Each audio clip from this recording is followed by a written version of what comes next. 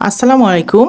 আজকের রেসিপিতে নিয়ে এসেছি ভীষণ মজার প্যাকেট মশলা দিয়ে গরুর মাংসের বিরিয়ানি রেসিপি কিংবা beef biryani recipe. Beef biryani রেসিপিটা আমি খুবই সহজভাবে আপনাদের সামনে উপস্থাপন করার চেষ্টা করেছি। তাহলে চলুন ভিউয়ার্স, মূল রেসিপিতে চলে যাই। বিফ বিরিয়ানি তৈরি করার জন্য আমি এখানে নিয়েছি 1.5 কেজি পরিমাণে গরুর মাংস। মাংসটা একদমই ফ্রেশ, বাজার থেকে কিনে এনে আমি একদমই ফ্রিজে রাখিনি। ভাবলাম যে তরতাজা মাংসটা দিয়েই আপনাদের সাথে বিরিয়ানির রেসিপিটা শেয়ার করি। মাংসটা কেনার সময়ে আমি দেখে কিনেছি যে একটু হাড় চর্বিযুক্ত মাংসটা যেন হয়, কারণ হাড় চর্বিযুক্ত মাংস দিয়ে বিরিয়ানি রান্না করলে খুবই ভালো লাগে। এখানে যে মাংসটা আছে সেটা আমি কেটে ছোট সাইজের করে নিয়েছি। এখন মাংসটাকে ভালোভাবে ধুয়ে পরিষ্কার করে নিলাম।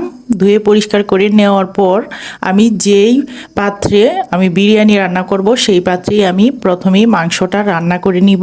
মাংসটা রান্না করার জন্য প্রথমেই আমি মাংসগুলো দিয়ে দিলাম। তার আগে আমি আরেকটা কথা বলে দিচ্ছি, যারা ব্যাচেলার কিংবা নতুন রাঁধুনি তাদের জন্য আশা করছি আজকের রেসিপিটা হেল্পফুল হবে।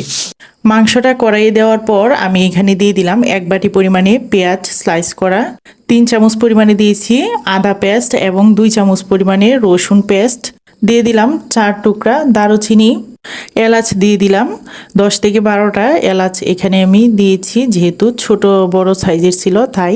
মরিচের গুঁড়া দিয়ে দিলাম 3 চামচ পরিমাণে এবং মরিচটা একদমই আপনাদের টেস্ট অনুযায়ী দিয়ে দিবেন। অনেকে আবার বিরিয়ানিতে শুকনা মরিচের গুঁড়া খায় না, আবার অনেকেই কাঁচামরিচ দিয়েই শুধু বিরিয়ানি রান্না করে, কিন্তু আমার কাছে বিরিয়ানিটা একটু ঝাল ঝাল হলে বেশি ভালো লাগে, যেহেতু গরুর মাংসের বিরিয়ানি। তাই দিয়ে দিলাম স্বাদ মতো লবণ, ধনিয়া এবং জিরা পেস্ট, সাথে দিয়ে দিলাম আমি 5-6টা কাঁচামরিচ আস্ত।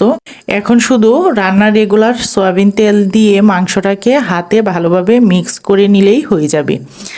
এইভাবে খুবই ভালোভাবে আমি মিক্স করে নিচ্ছি মাংসটাকে, কারণ মশলাটার সাথে মাংসটা ভালোভাবে মিক্স করে আমি আধা ঘন্টার মতো রেস্টে রেখে দিব।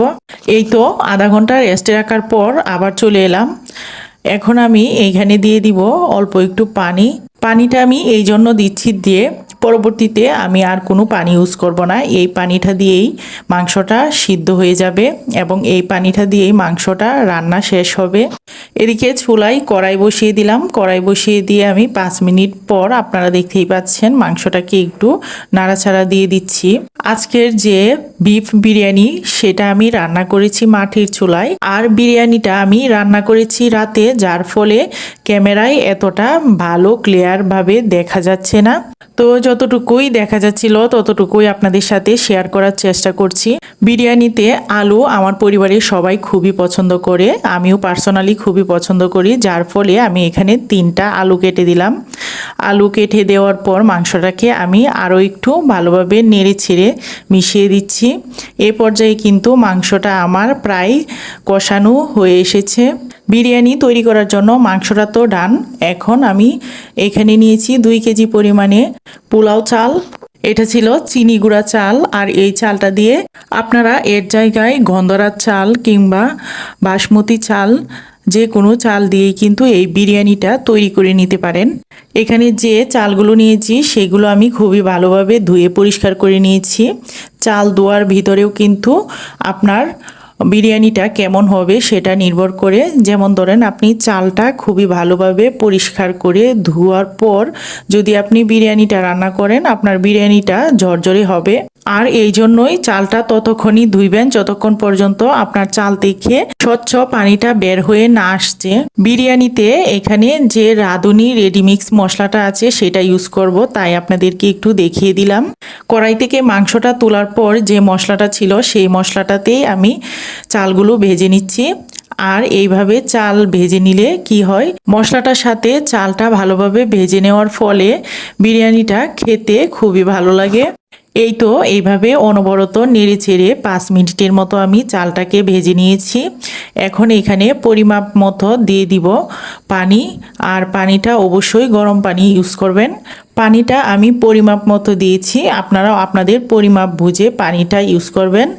আর এই পর্যায়ে আপনারা চাইলে অল্প একটু লিকুইড দুধ কিংবা গুঁড়া দুধও ইউজ করতে পারেন, কিন্তু আমি ইউজ করিনি যেহেতু আমার পরিবারের সবাই দুধটা বিরিয়ানিতে পছন্দ করে না, তাই আমি এখানে কোনো দুধ ইউজ করিনি।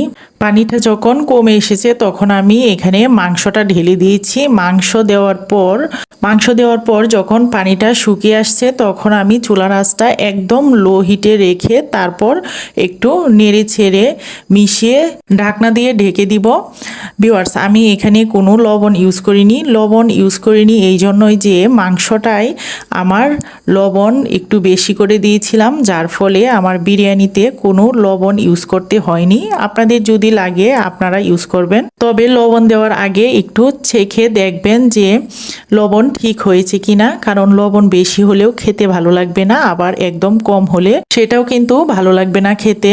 ভিউয়ার্স, আজকের যে বিফ বিরিয়ানির রেসিপিটা তৈরি করেছি সেটা 10 জন সদস্যের পরিবারের জন্য রান্না করেছি, আর বিরিয়ানিটা রান্না করেছি আমি রাতে, যার ফলে ভিডিওটা একটু এদিক সেদিক হতে পারে, আর তার জন্য আপনারা একটু ক্ষমার দৃষ্টিতে দেখবেন।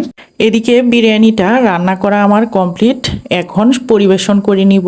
এই পর্যায়ে এসে সেই একই কথাই বলতে হয় যে আজকের রেসিপিটা যদি আপনাদের কাছে ভালো লাগে তাহলে আমার চ্যানেলটাকে সাবস্ক্রাইব করে পাশে থাকা বেল আইকনে ক্লিক করে নোটিফিকেশন অন করে রাখবেন, এবং আমার চ্যানেলের রেসিপিগুলো যদি আপনাদের কাছে ভালো লাগে ফ্রেন্ডস এবং ফ্যামিলির সাথে শেয়ার করবেন। আর হ্যাঁ, লাইক কমেন্ট তো অবশ্যই করবেন, কারণ আপনাদের একটা লাইক একটা কমেন্ট আমাকে নিত্য নতুন ভিডিও তৈরি করার জন্য অনুপ্রাণিত করে। বিফ বিরিয়ানিটা পরিবেশনের জন্য আমি এখানে একটা টমেটো কেটে নিয়েছি, আর এখানে নিয়েছি শসা, নিয়েছি গাজর, সাথে নিয়েছি 2 টুকরো লেবু। এগুলো দিয়ে আমি প্লেটটাকে একটু সাজিয়ে নিচ্ছি। ভিউয়ার্স, খুবই সুন্দর একটা স্মেল বের হচ্ছে, আর স্মেলটা তো আপনাদেরকে বলে বোঝাতে পারবো না, আর সেই জন্য রেসিপিটা ট্রাই করতে হবে। যদি আপনাদের কাছে ভালো লাগে অবশ্যই বাসায় একদিন ট্রাই করবেন। কালারটা দেখতে কিন্তু মাশাআল্লাহ খুবই ভালো হয়েছে। সো ভিউয়ার্স, আমার কিন্তু আর তর্স হইছে না, এখনই খেতে হবে। আজ এখানেই বিদায় নিচ্ছি। সবাই ভালো থাকবেন, সুস্থ থাকবেন। আল্লাহ হাফেজ।